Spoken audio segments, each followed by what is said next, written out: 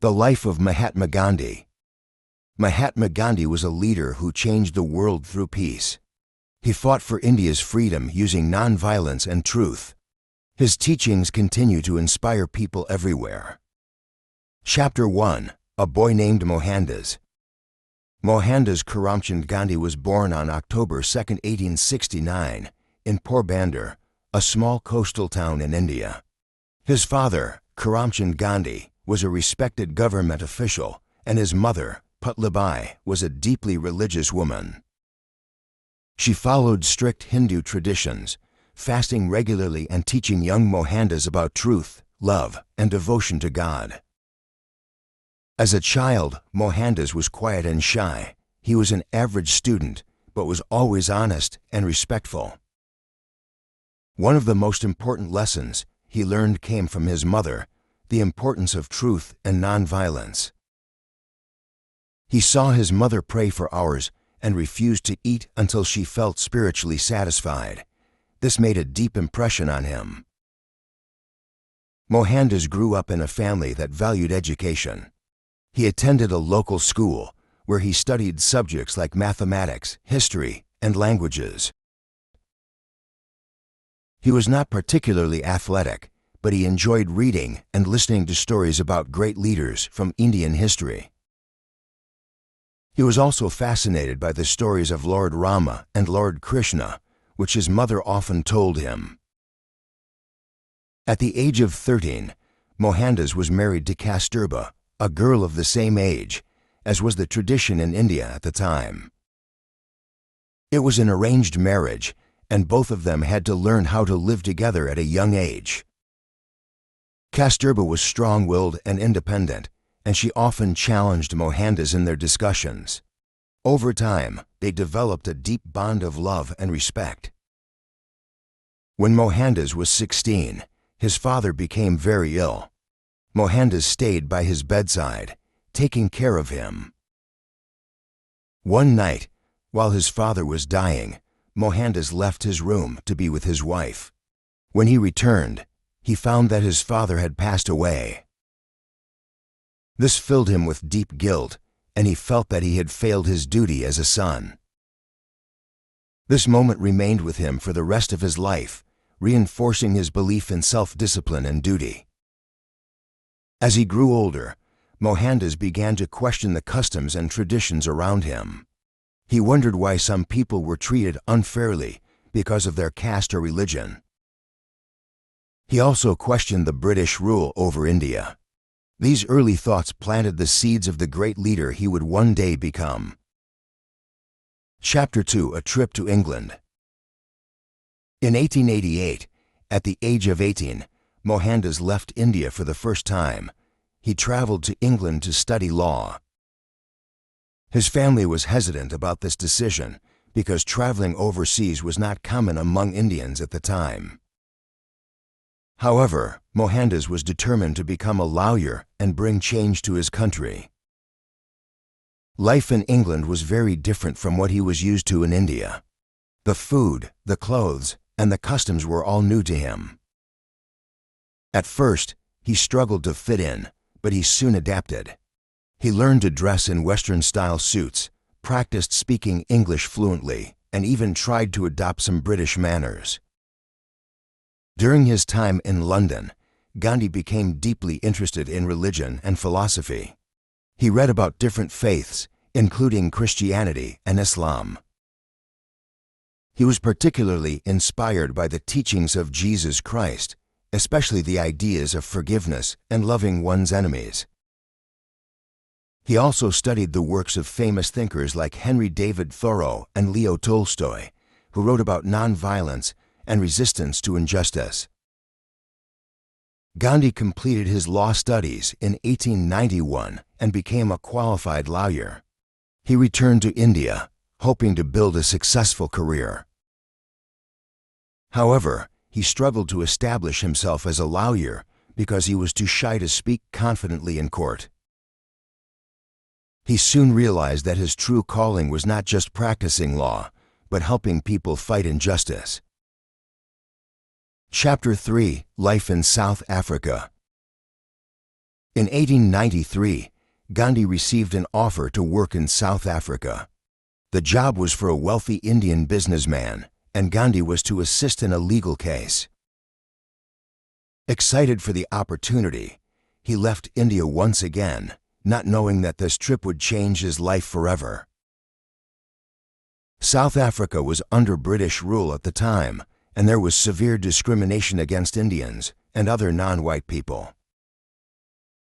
Gandhi experienced racism firsthand when he was thrown off a train in Pietermaritzburg for refusing to move from the first-class compartment, even though he had a valid ticket. This event deeply humiliated him, but also awakened his sense of justice. Determined to fight against discrimination, Gandhi began organizing the Indian community in South Africa. He encouraged them to stand up for their rights in a peaceful manner.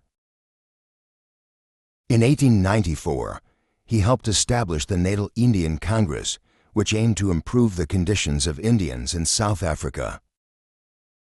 Over the next 2 decades, Gandhi led several protests against unjust laws. One of his most famous campaigns was against a law requiring Indians to carry identity passes at all times. He encouraged people to refuse to obey this law, even if it meant being arrested. Thousands of Indians, including Gandhi himself, were imprisoned for their resistance. During his time in South Africa, Gandhi developed his philosophy of satyagraha, which means truth force or soul force. He believed that nonviolent resistance was the most powerful way to fight injustice. Instead of using violence, he encouraged people to protest peacefully, accept suffering, and never give up. Gandhi's efforts were not in vain. In 1914, after years of struggle, the South African government made some concessions to the Indian community. Although discrimination was not completely abolished, important changes were made. Having achieved success in South Africa, Gandhi decided to return to India and use his experience to fight for his homeland's independence. Chapter 4: Fighting Without Violence. When Gandhi returned to India in 1915, he saw that his country was suffering under British rule. The British controlled India's economy, government, and military. Indian farmers were forced to grow crops that benefited the British, while millions of people lived in poverty. Gandhi knew he had to do something to help his people. He traveled across India, meeting with farmers, workers, and students. He saw the suffering of the poor and the unfair treatment of Indian people. He encouraged them to stand up for their rights, but without violence. He believed that India could gain independence through peaceful protests and civil disobedience. Gandhi's first major protest in India was in Champaran in 1917. Farmers were being forced to grow indigo, a plant used for dye, instead of food crops. They were not paid fairly and were trapped in a cycle of debt.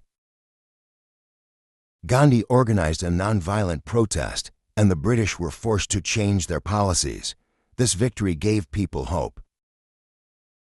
In 1919, the British passed a law called the Rowlatt Act, which allowed them to arrest people without trial. Gandhi called for a nationwide protest. However, some protests turned violent, leading to the tragic Jallianwala Bagh massacre. British soldiers killed hundreds of unarmed Indians. This event shocked Gandhi, but it also made him more determined to fight for freedom. Chapter 5: Return to India. Gandhi became the leader of the Indian independence movement. He encouraged Indians to boycott British goods, services, and institutions. He urged people to wear homemade clothes instead of British-made textiles. He traveled to villages, teaching people about self-reliance and the power of nonviolent resistance.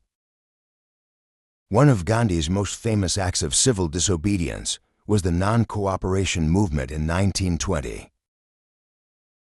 He called on Indians to stop working for the British government, refuse to pay taxes, and protest peacefully. Millions of Indians joined the movement.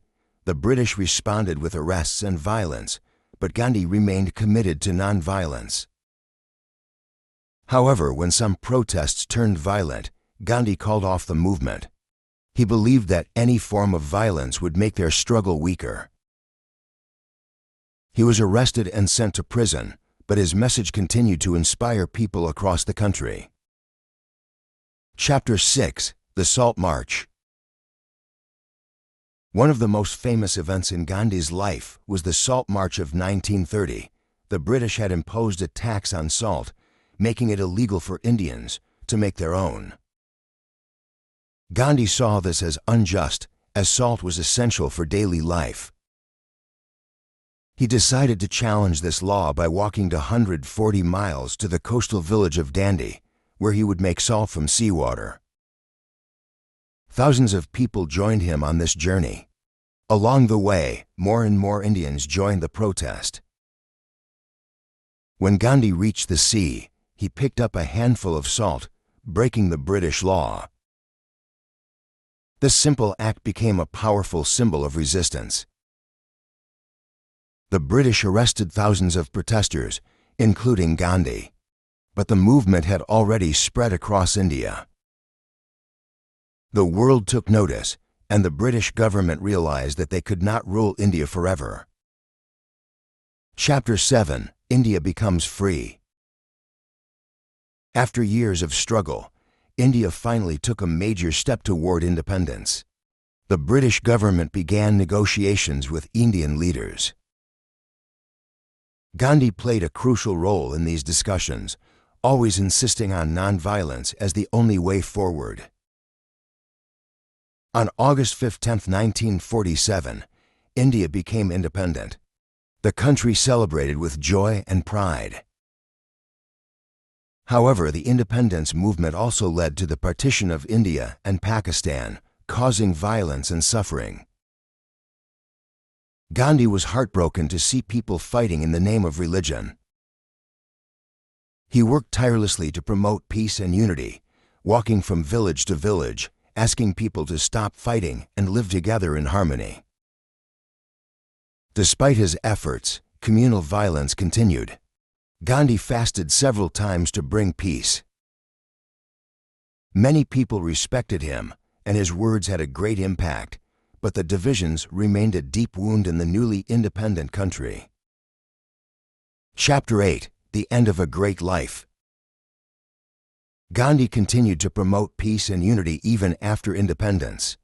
He believed that India should be a country for all, regardless of religion or background. However, not everyone agreed with him. Some people were angry that he advocated for unity between Hindus and Muslims. On January 30, 1948, while walking to a prayer meeting in New Delhi, Gandhi was assassinated by Nathram Godse, a man who disagreed with his views on peace and religious unity. Gandhi's last words were "Hey Ram," calling out to God in his final moments. The entire world mourned his death. People in India and across the globe recognized the loss of a great leader who had shown that nonviolence was the strongest weapon. His funeral was attended by millions, and his ashes were spread in several rivers, honoring his belief in unity and peace. Chapter 9: Gandhi's Legacy. Even after his death, Gandhi's ideas continued to inspire people. Leaders like Martin Luther King Jr. in the United States and Nelson Mandela in South Africa followed his principles of nonviolence to fight for justice. Gandhi's message of truth, peace, and love still influences the world today. His birthday, October 2nd, is celebrated as the International Day of Nonviolence. Schools, governments, and peace organizations around the world remember his teachings and encourage people to follow his path of kindness and justice. Gandhi showed the world that change could be achieved without violence. His life was an example of strength through peace, and his name remains one of the most respected in history. Mahatma Gandhi was a man of great wisdom, courage, and compassion. He fought for justice and freedom, not with weapons, but with truth and nonviolence. His life teaches us that even in the face of great challenges, one person's dedication can change the world. His dream was to see a united and peaceful India, and though he did not live to see it fully realized, his influence remains strong. Today, people across the world look up to Gandhi as a symbol of peace, determination, and the power of nonviolence. His story is a reminder that we should always stand up for what is right, treat others with kindness, and never give up on the fight for justice. The world still needs Gandhi's teachings, and his legacy will live on forever.